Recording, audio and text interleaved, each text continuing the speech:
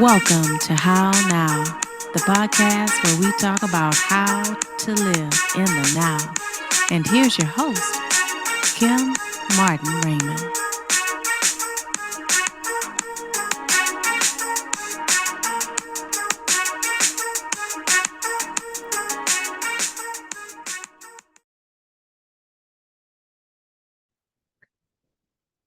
Peace, love, and light, and welcome to this edition of the How Now podcast, where we talk about how to live in the now.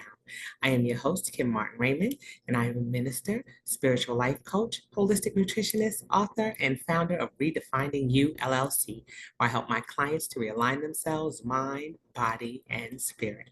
And if this is your first time joining us on the How Now podcast, welcome to the show. Be sure to go to my website, www.hownowpodcast.com. Click on your favorite podcast link and be sure to like, follow, share, and subscribe. You can also scroll to the bottom of the page on my website, click on the banner for this week's show, and it'll take you to the How Now YouTube channel, where you can like, follow, share, and subscribe there as well. And you can also check out my playlists, such as Tuesday, which happens every single Tuesday this year. And you can also catch some of the shows that you may have missed and all the other things that are going on in my now. Again, that's www.hownowpodcast.com. Enjoy the show. All right, so today we're going to be talking about creating a welcoming environment for all. As we are ending Pride Month, we've been talking about awareness and we've been talking about support in the LGBTQ plus community. And we're just talking about how people are living in their now, how people are living in the season that we're in. And it's all about things that are going on in our community and making sure that we're aware and making sure that we're educated. And that's what platforms like these are all about. And so to help me to talk a little bit more about that awareness and support in the LGBTQ plus community is my guest. And she is no stranger to the How Now podcast. She joined me a couple of years back with three additional guests where we were talking about strides in Pride. And we did that during Pride Month back, I believe, in 2022. So it's been some time since she's been on the show, and I'm so happy to have her back. So as is customary with the How Now podcast, I'm going to have her to introduce herself at this time. Hi, I'm Lornika Lavlis. I'm a licensed professional counselor supervisor, originally from Port Arthur, Texas, currently in Baytown in Houston area. Oh. I can say that I work in education. I have a private practice. I consider myself a mental health advocate, and I am an advocate for underserved populations in the community, which definitely includes the LGBTQ plus community and LGBTQ plus community of color. Lovely, lovely. Thank you so much for being here. I'm so glad to be sharing space with you again. And so before we get started on talking about awareness and support, let's talk a little bit about what's been going on with you since the last time you were on the show. Man, since the last time, I think it was actually 21. Okay. If I'm not mistaken, I was looking up the email to get the Zoom and I saw that was the last time. All right.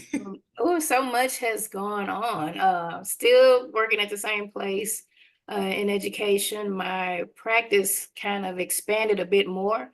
I'm a supervisor, so I've had LPC associates come for their clinical hours. Doing well with that. I have been able to outreach again, to do more outreach, because I think at the time things were kind of opening up, kind of maybe, but now things are wide open. Mental health has just exploded, and I am in the community doing work. I've collaborated with different nonprofit or grassroots organizations to bring mental health awareness or services, resources to the community. I've been doing so much.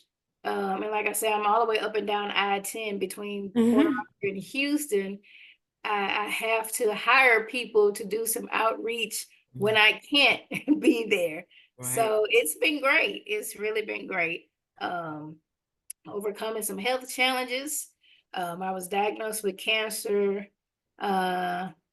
last year. Early last year, and I had surgery, and so the recovery process with that, and learning how to take better care of myself. Absolutely.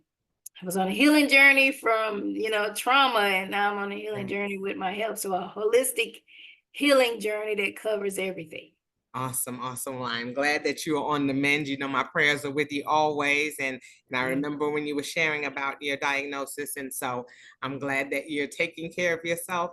And, like I said, there are so many facets to our health and to our wellness. And so I'm glad that you're, able to help with people who are having mental health issues, people who are having health issues, and being able to tap into that through your experiences. And so it's great to have that awareness, and to be able to bring that to those, like you said, in your community who you are serving.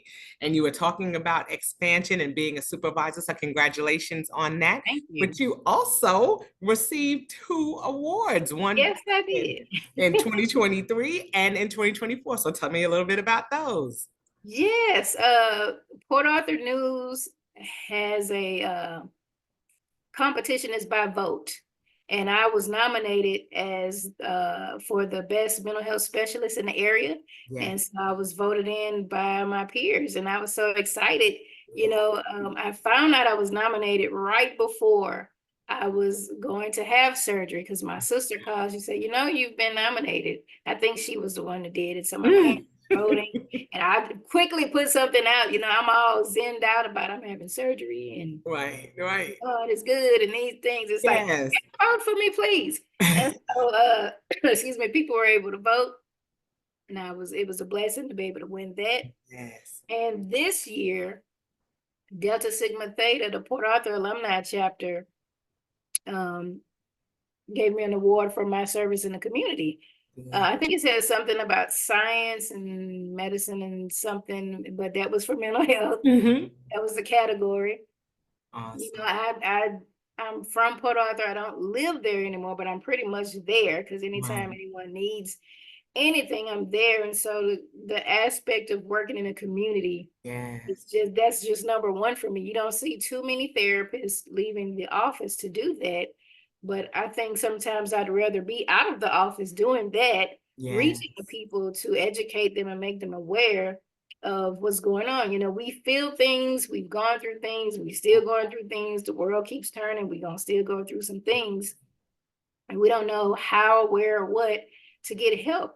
A lot of times we think mental health is not affordable, but it definitely can be. It can be. So well, congratulations on that. I think that is awesome.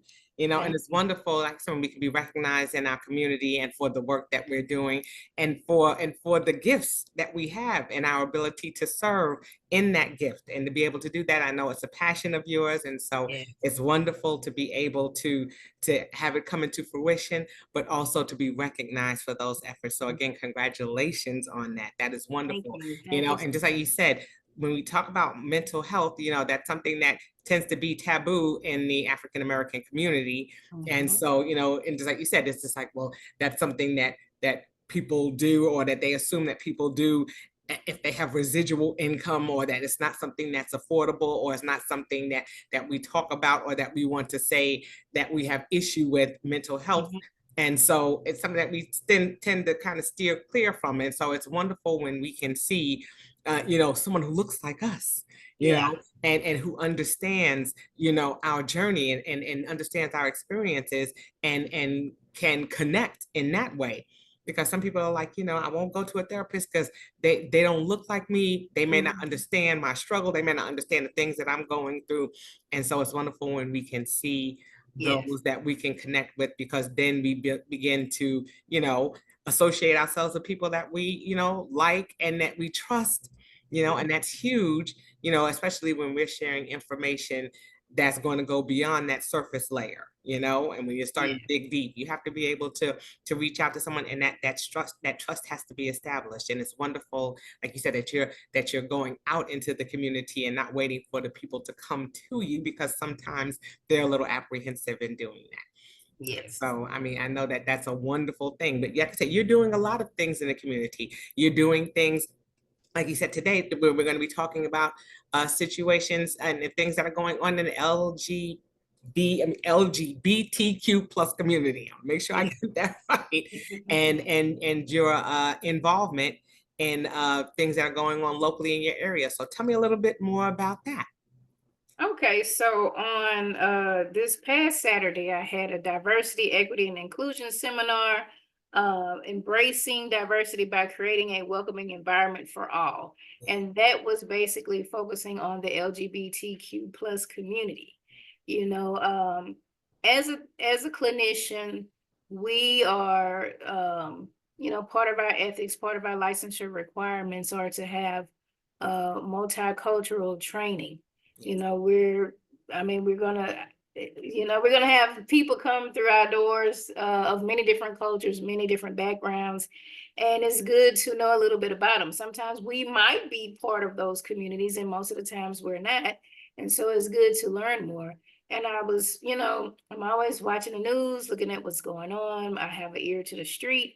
And the term diversity, equity, and inclusion had been around. I know politically, Yes. some people don't want it. They want a child, it's a mess. Nevertheless, you have people who are part of the LGBTQ community who have they work, we all work in different entities. And sometimes those environments may not be so welcoming. People tend to think that everybody's there's a heteronormative ideology amongst the people. People think everybody prescribe to those things, and you don't even have to be a member of the LGBT community to not subscribe to the heteronormative ideologies that are out there. Right. And so I thought it was fitting to, to commemorate Pride Month, to have that particular training for just people in the community who may want to learn more, who want to become allies. With this political climate coming up again, and I'm certain we'll get to that part. Yes. The community gets beat up for what? For why? Why? I don't know. But they're still beating folk up. So, for anyone in the community who wanted to be an ally, to try to help, to try to understand, maybe you have family members who are in the community, to learn more.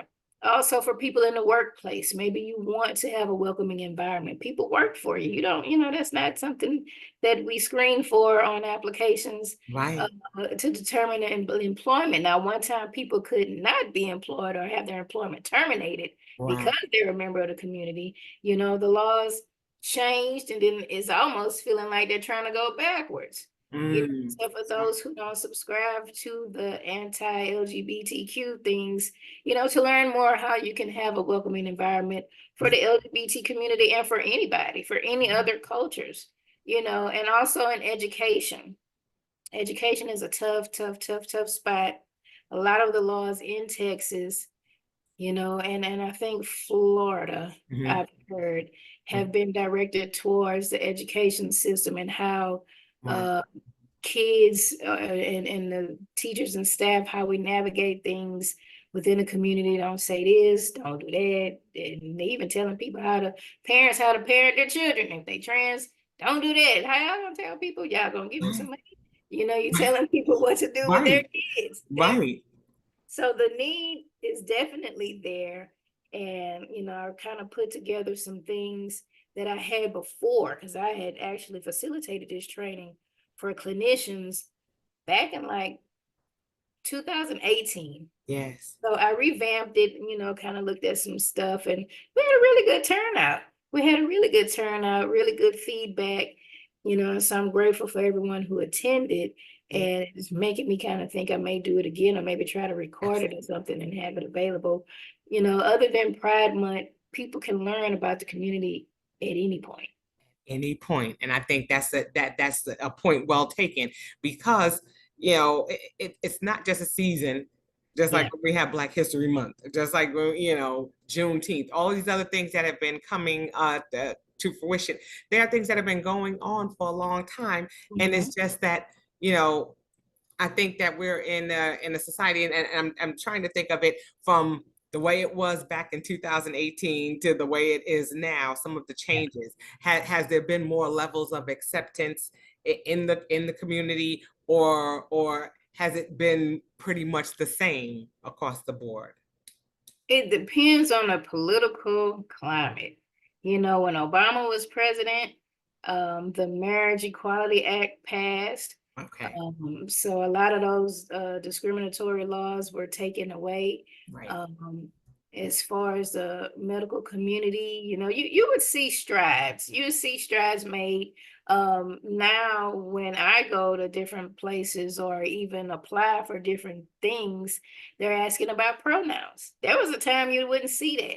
You right, know, when I went to the doctor going through my whole medical stuff, they asked about pronouns. If you're in the community, what do you identify as? There was a time oh, nobody asked that. right, Nobody even cared about any of that. right, So I'm seeing that there is forward movement. There's a long, long way to go, especially like I said, when the political climates change. You know, folks have it in their minds that we're going to target this community. right, Why, I don't know. It's a lot. It's a lot. And now it seems that the target are the children. You know, mm, children are young, they're trying to figure out life.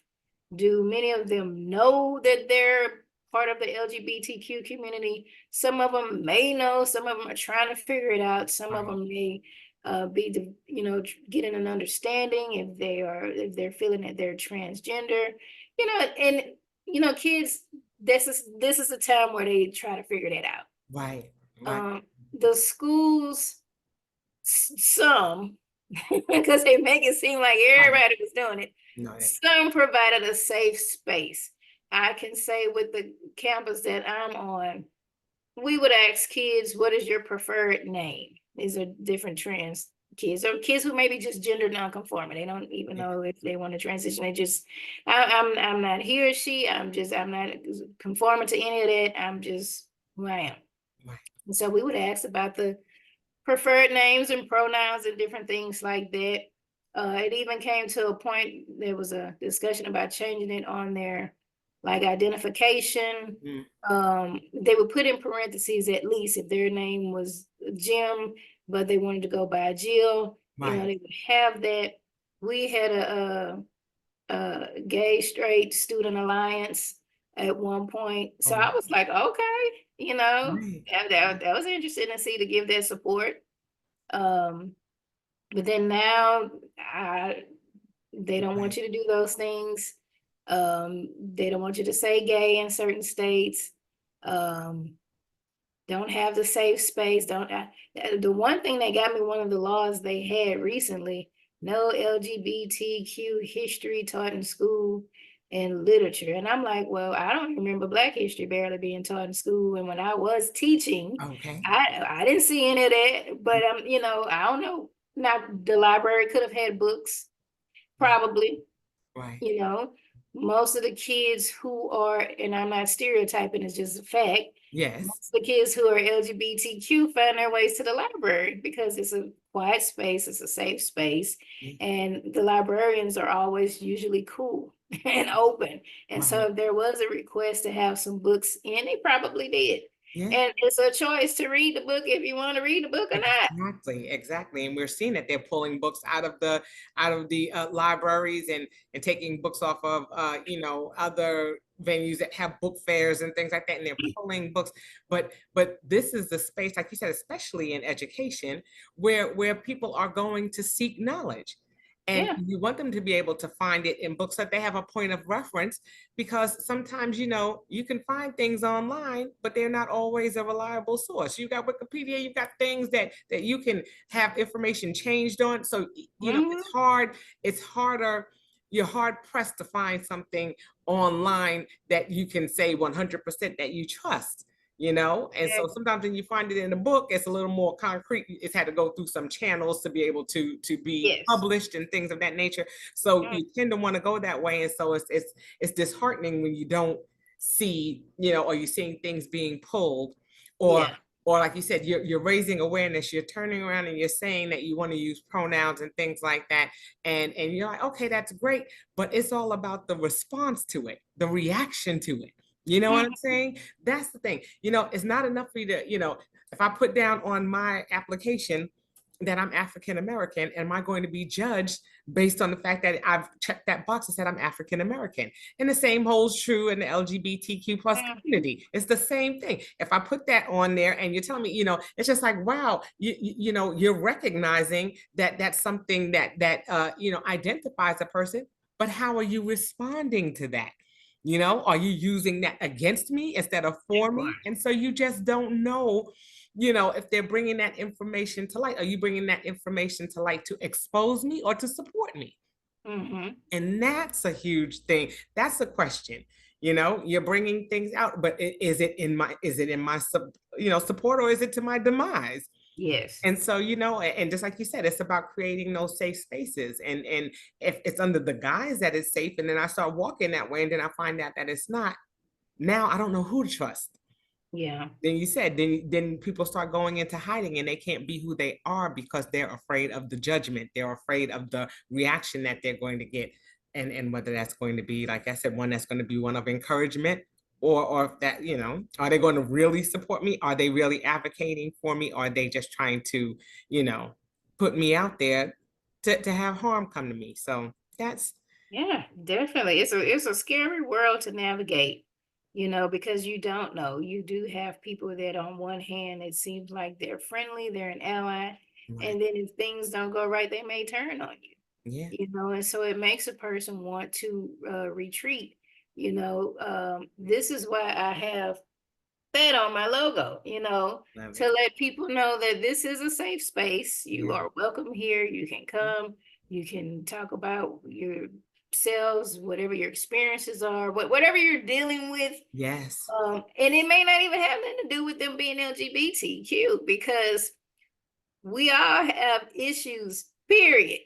We just happen to be Black. We happen to be LGBTQ. We happen to be female. We happen to be whatever the case may be. Right. There's that whole intersectionality like you're talking about. And so it's compounded, and that's true in the African American, community as well. Just like you said, as African American women, as, and how we navigate in the workforce, things of that nature. And so it almost feels like it's just one more thing for someone to or one more strike against us. And that shouldn't be how we exist. It should be based on our skills. It should be based on our talents. And we don't want those things to be limited. And they can be, just because of who we are, just because of the environment that we live in. So just like you said, when you're talking about workplace, when you're talking about education, when you're talking about community, these are all circles that, they kind of overlap. And it's just like, okay, but where is that space where it's safe?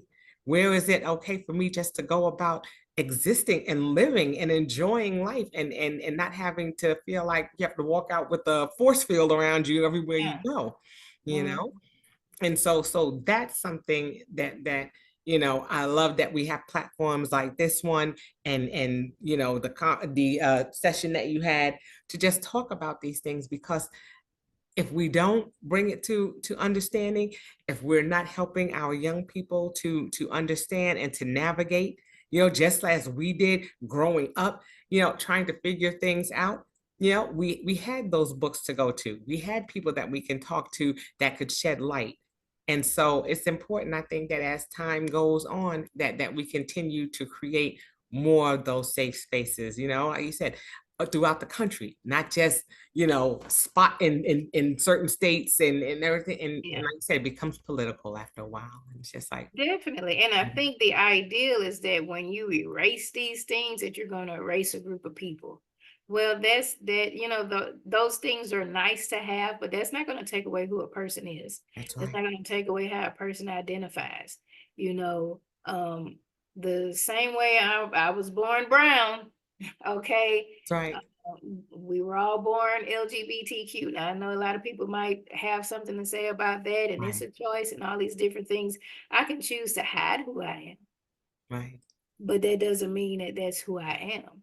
I might get some bleach or something and put on this skin, but all of my other attributes gonna show that I'm African American. I can get a blonde wig put on and maybe put some contacts or something and try to do something different, but I'm still who I Right. was born as. You Right. know, I'll Right. be 47 on Sunday. There Oh. were definitely no books growing up for me to read. Might have been, I just didn't read, you know. But I don't, you know, I doubt it. The school I went to, I doubt it.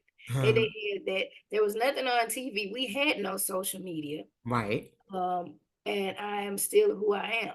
Right. That didn't make or break me. Now, it would have been nice to have those things because maybe my experience Right. navigating through this space could have been a little different.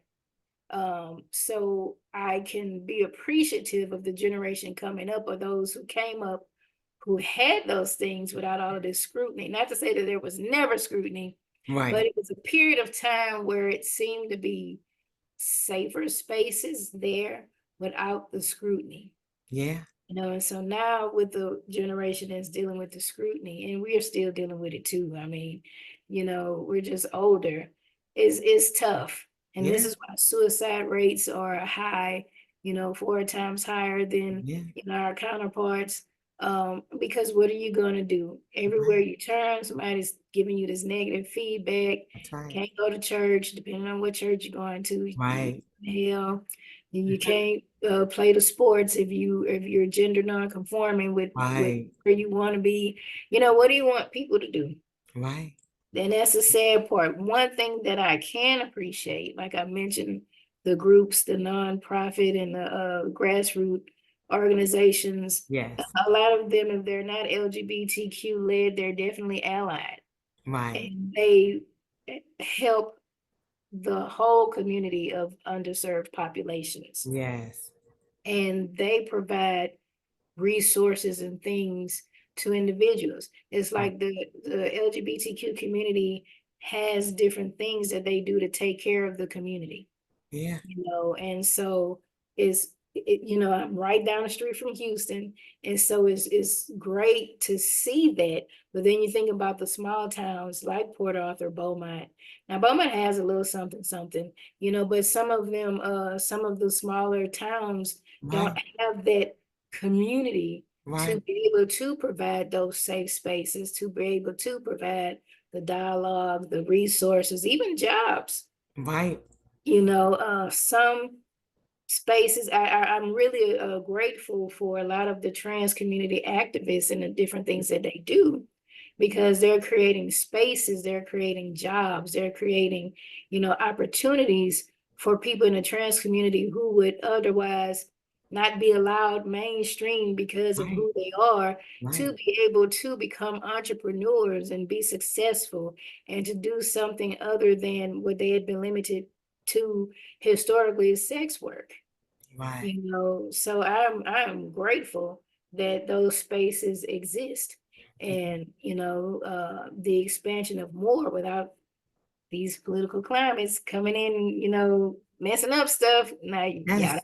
folks in the mainstream, folks trying to do their own thing, y'all Right. over here and mess with that too. Right. Um, Right. Because just like that you're saying, it's a matter of, you're grateful for technology and its ability to open things up so that people who are in smaller areas are able to, they're able to reach out to them, and, hopefully, through like things like this, like Zooms and things like that. mhm, But mhm. but still, like you said, it comes down to it being political, because then also, like you said, funding for that.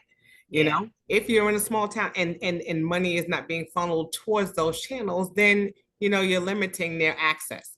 But Yes. that's true in the African American community, inner city communities. It's we're seeing it everywhere. So Oh, you yeah. know what, and so again, it goes back to that whole concept of intersectionality, and how you know it doesn't it's difficult for us already, like you said, as brown people, Mhm. but then to add this to it's still something that needs to be addressed on a global level. Yeah. These are attributes of that. And so we're having to try to determine, how are we going to go about getting that information to the people who need it?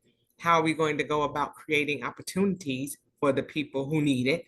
You know, Yes. and so it ties in as well. But it's Mm. yet again another layer that we're having to chisel through. And like you said, politically, and you can't help, you can't, we can't have this discussion and not talk about the political ramifications, you know? That's what's driving the hate. That is truly what's driving the hate. Yeah. With this seminar, you know, it was at a small fee. I do a lot of stuff for free, but there was a reason I had a fee to it. I had Yeah. a grant I was working under that was helping to provide free mental health services to poor communities, economically disadvantaged. There we go. Yeah, That's the word I was looking for the economically disadvantaged. And that grant is running out. Mhm. And so, well, actually it ends on the 30th. And so I'm trying to have some funding if someone does come in and I don't have an intern that could see them for free, that we could still see them, you know, for a small fee, if not free, something that we can do to provide service. So I decided, okay, let me charge a small fee, maybe get some sponsorship, Yeah. because this is going to try to continue the work. Yeah. I put an ad out there, you know, Mhm. put a save the date, trying to solicit sponsors, and Yeah. I had more hate on that post. I Wow. think some people thought diversity, equity, and inclusion was affirmative action. Right. It's like, you didn't work for it. I'm like, didn't work for what? These people got the jobs. What's the matter? You know, you just Wow. and I really wanted to clap back, but Right. I'm in a professional setting. Right. And if I had said what I really wanted to say on a Right, letter, right. screenshot it, and that'd be the end of me. And I, you know, and that wouldn't help nobody. But it was just so much. And I don't know that it was so much the homophobia, Right. but with the diversity, equity, and inclusion. You know, I don't even know that they got to that part about it being for the LGBTQ community. Right. A little bit of, I had more, I guess I would say maybe more racist, you know, Right. feedback versus the homophobic feedback. Very Right. small amount, but it was more like racial and why are you doing diversity and equity? Are you kidding me? You know, is that what y'all are thinking? You know, if Right. the tables were turned and you get, and if you're of the white community and you get hired for a business that's ran by minorities, period, you name it, Right. every minority in there, you know, and you're the sole white person, Right. would you not want a welcoming environment? Not to say that you're singling one person out versus the other, Right. but so you can have a welcoming environment for everyone. If Right. you're having certain foods there and you got folks of a certain religion that ain't, even if they're not a religious choice of what they're eating, Yes. you know. Now I'm from Port Arthur, we eat everything. Right. I notice people are asking about vegan options. Not to say that vegans are just a subculture of whatever. It's just Right. you want to have that option because you realize everybody not eating pork Right. and all this stuff. Some Right. people are vegans for whatever reason. Before, I Right. think it used to be religions. Is you Muslim? You don't want the pork. Right. You know, Right. it's Right. not always the case. Right. The same way you would want to have options at a Right.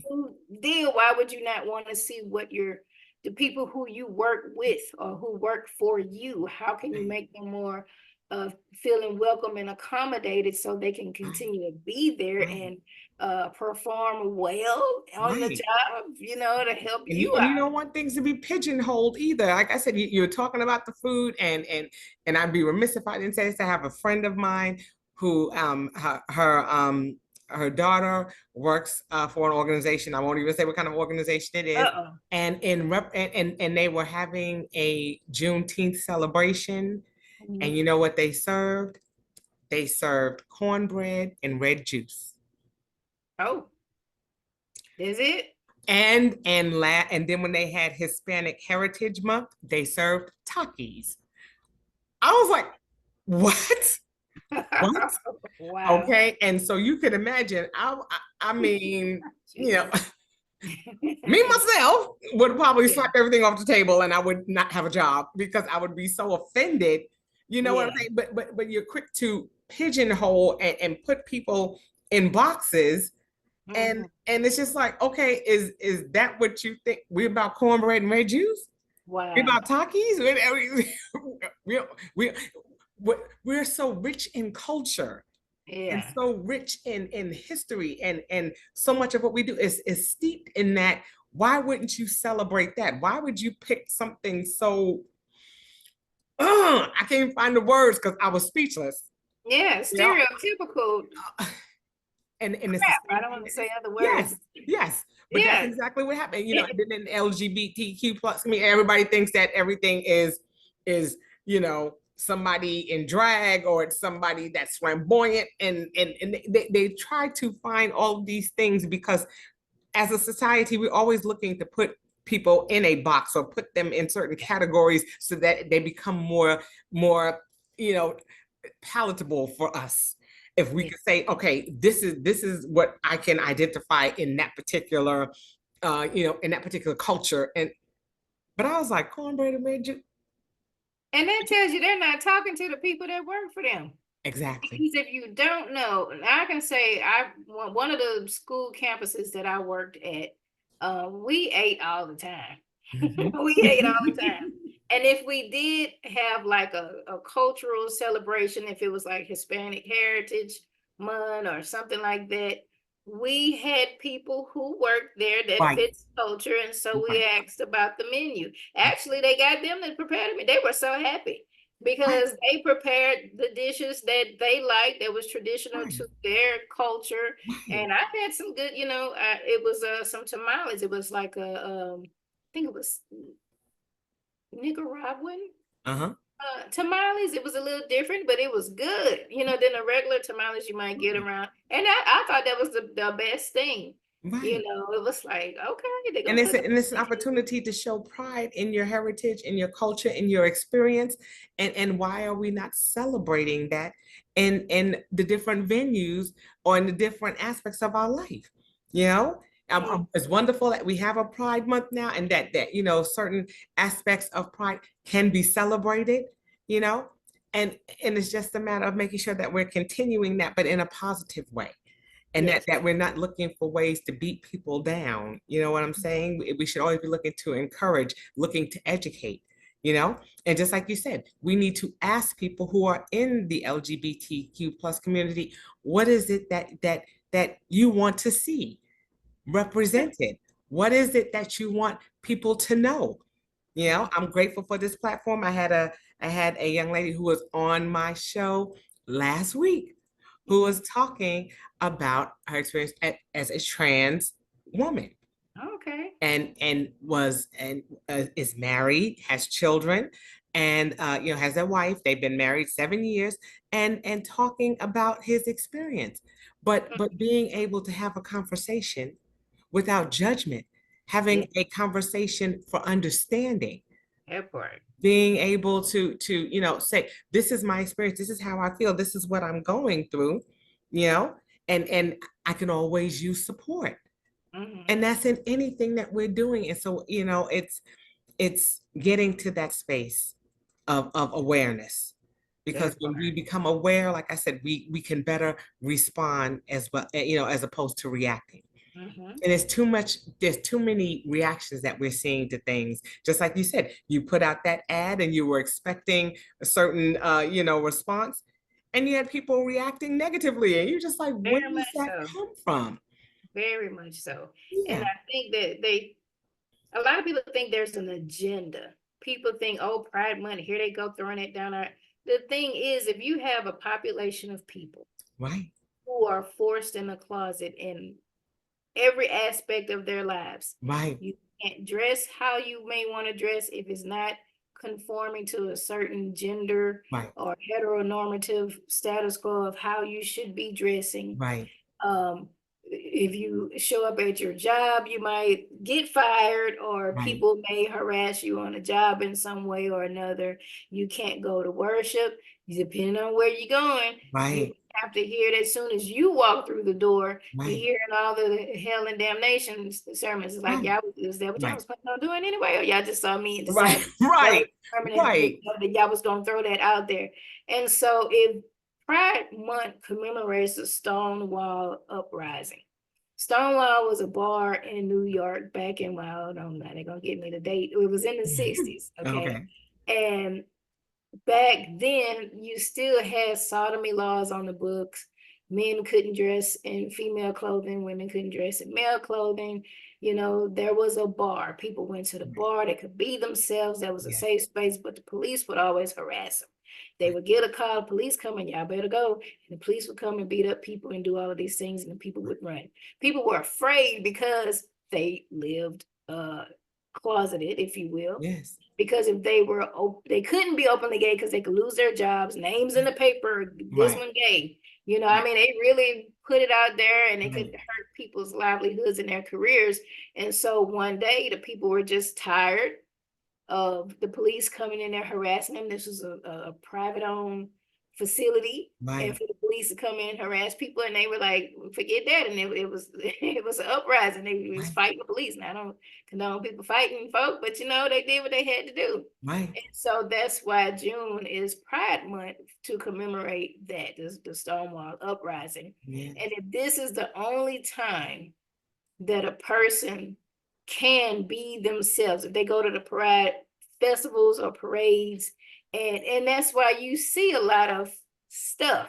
Right. Right. Because people may be feeling those things, Right. but they can't do it. They have to suppress themselves. They have to suppress their identity, who Right. they are, who they love, to try to fit into this box, because we don't want society to look at us bad or even hurt us, because they still Right. killing folk now. Hate Yes. crime is Yes, still they going are. on. You're You right. know, it still happens. You know, I don't know what the number is. God help us for the trans women who've been murdered this year, but it's definitely high numbers. Wow. And so it just irks my nerves when people, yeah, I'm pushing the agenda. No, people are trying to get other people to say, hey, this is a safe time. This is history. You Right. know, this is where you can be you and do you, and Right. it's okay. Now it's grown from just parades. I mean, there's a lot of programs, a lot of services, a lot of things. And like I said, it's not limited to just June. You know, Right. June is just a celebration, but you have some prides go on throughout the year. Some Yes. places have different pride celebrations throughout the year. And, you know, it gives that safe space, it gives education, it gives equality, it gives visibility, you Yeah. know, during that time.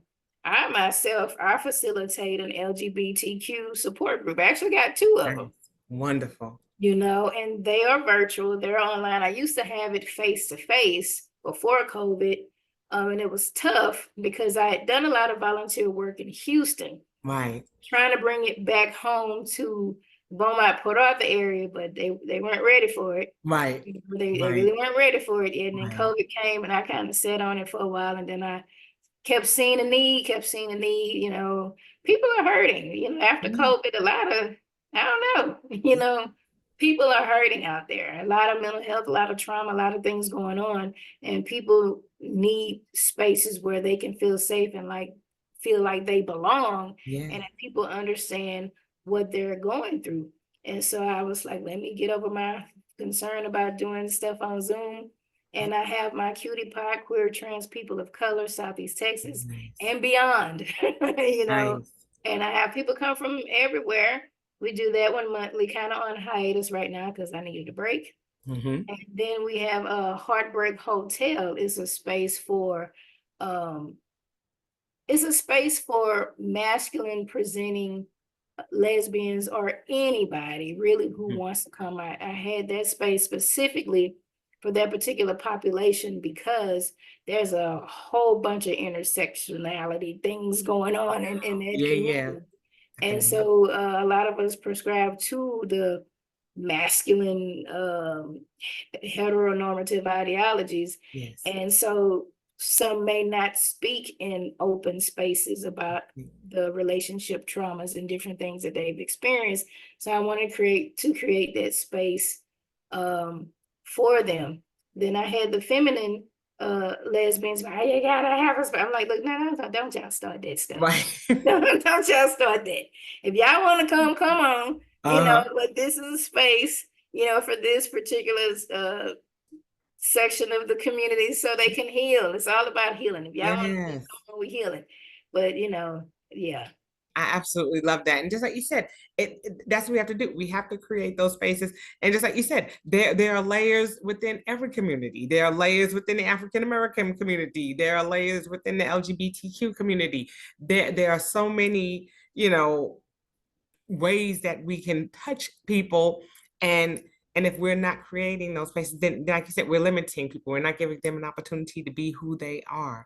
And it's like you said, we don't want it to just be specific to a particular month. We want it to be something that happens throughout the year. So I applaud you for the work that you're doing there, and for the work that you're doing both, in the community, and that you're doing virtually, so that way people have an opportunity to connect, because that's what helps us in that healing process. I love that you say it's for healing, because just like you said, when you're having to suppress things like that, it is creating mental health issues. It is creating, trauma to your mind, to your body. And so, it's a lot to go through. And that's where we have to be able to address it on different levels. It's not just a matter of people who want to be able to come out and to celebrate, but also to heal those who are having to deal with the suppression and having to deal with not being able to express themselves, and to be able to do things on a daily basis that people have deemed normative. For them, everything has to be a choice. They have to think about, is it something, can I go and do this? And what is going to be the ramification if I do this? So there's a lot that goes along with that. And so, creating spaces like this are going to continue to be important, especially for children who are being born and raised into a society that's new. This is not things like you said that we were talking about way back in the 50s and the 60s. For those of us, we saw more of it, us Gen X's who are coming in, we saw a little bit more of the blend of that coming in. And now, children are being exposed to it more. And now there has to be some understanding that comes along with it too. So the education piece, like you said, is critical. Yes. Because as they're growing up, and like you said, as they're exploring and learning more about themselves and their body, they may not be able to identify to those things that are normative. But are we teaching them that if that's not what they're feeling, what are they supposed to do with that? Yes. How are they supposed to respond to that? And if we're not giving them options, we're not helping them to cope. Everything is about coping. My acronym for that: create our peaceful existence. How are we helping people to cope on all levels of their life? If we're not doing that, then we're doing a disservice to the population, to everybody who exists. We can't say that we're one nation under God. We can't say that we're people who are operating, as a brotherhood and a sisterhood, if we're not touching everybody who is a part of that brotherhood and that sisterhood. That part, exactly. So it's a lot. It is a lot. So as we start to wrap things up, and I'm just so thrilled, like I said, as you came and talked about this, and like I said, the work is not done. We've got a long way to go, but we're, continuing to make strides, and we're continuing to hopefully move in the right direction, because, we're seeing a lot of things, like you said, going in reverse. And, it's going to take it's going to take us trailblazers who are going to, take those steps forward to make sure that, we're getting to a place of awareness and of love, so that way people can live their best existence. We keep talking about all these buzzwords. We want people to be living their best life, and we want people to be the best versions of themselves.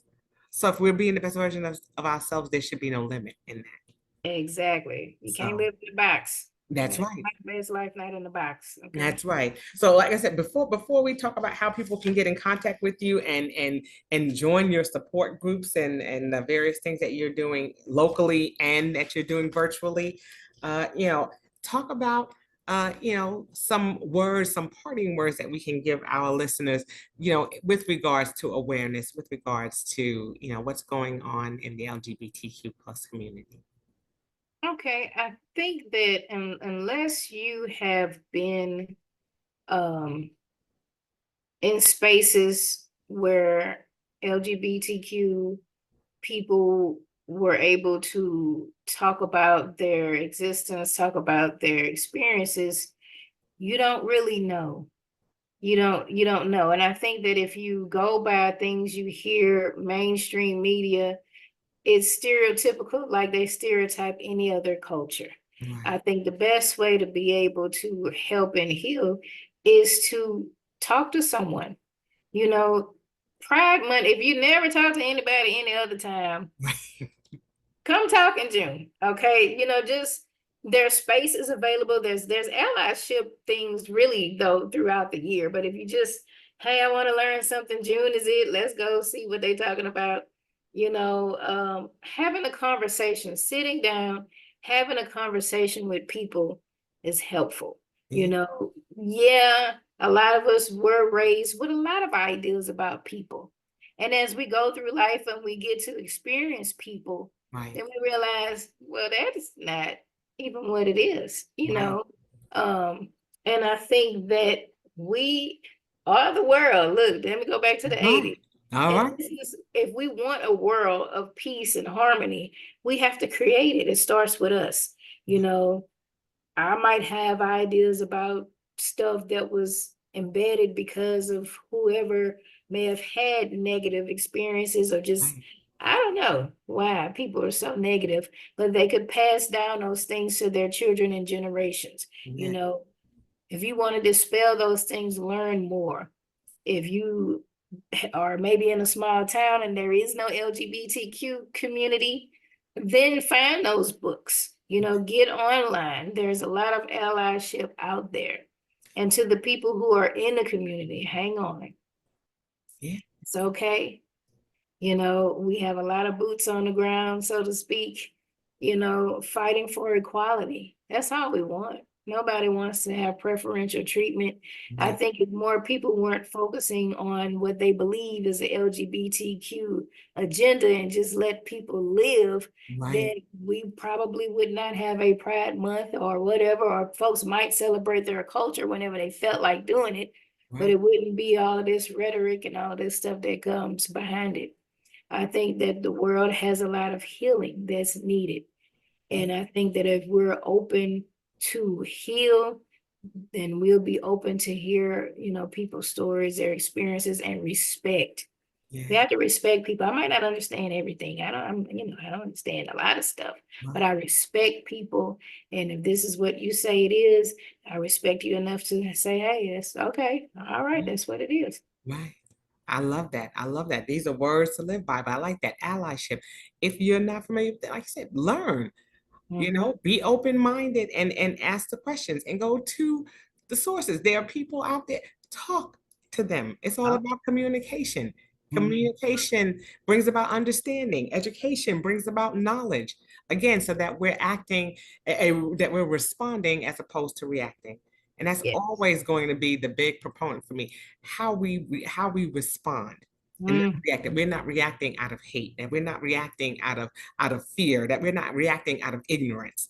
And a lot Yeah. of the time that's what happens when we just don't take the time to understand, pick up a book, read, talk to people, because that way, like you said, we can begin to, lock arms and say, Mhm. okay, let's do this together. Let's walk together. We don't have to do this by ourselves. We can do it as Yes. a community. We can do it as a world.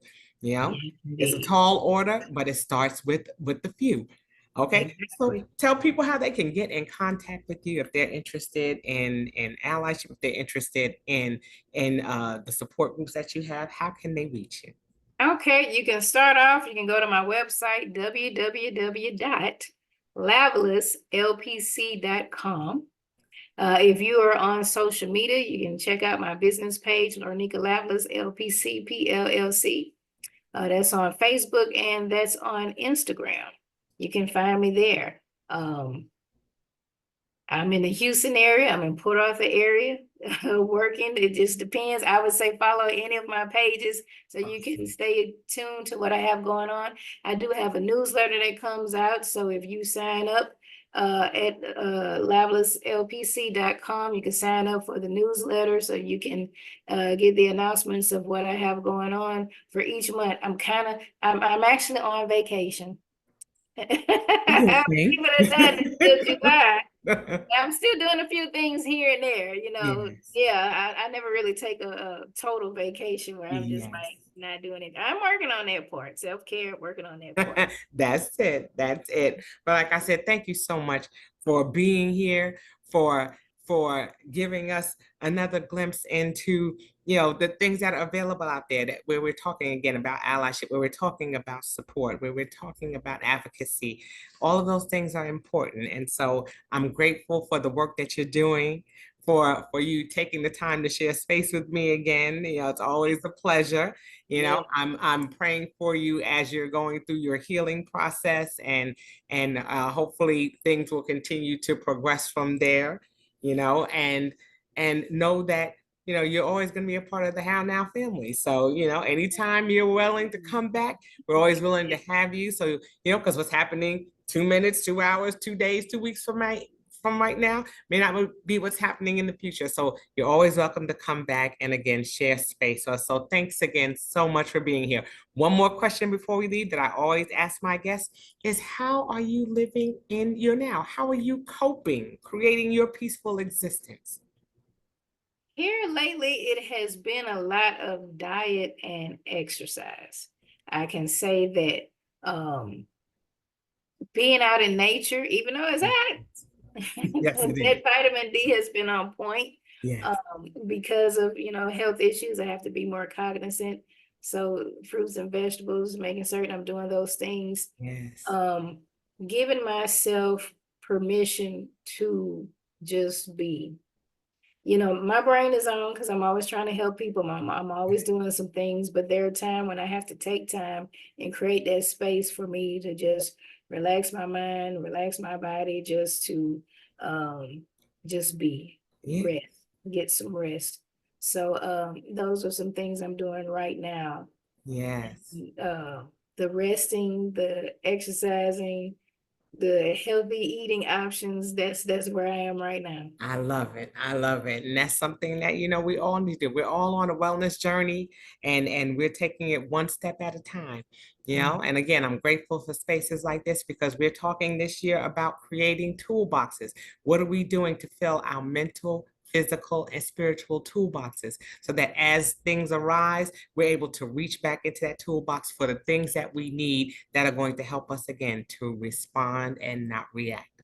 So this is one more thing to put in our mental and physical and spiritual toolbox that we can carry with us as we're going through this journey. And hopefully, it'll take us one step closer to that better version of ourselves. So Yes, again, thanks so indeed. much for being here, darling. You are loved and appreciated. Thank Okay. you. And like I said, that will do it for this edition of the How Now podcast, where we talk about how to live in the now. And until I see you all the next time, I say peace.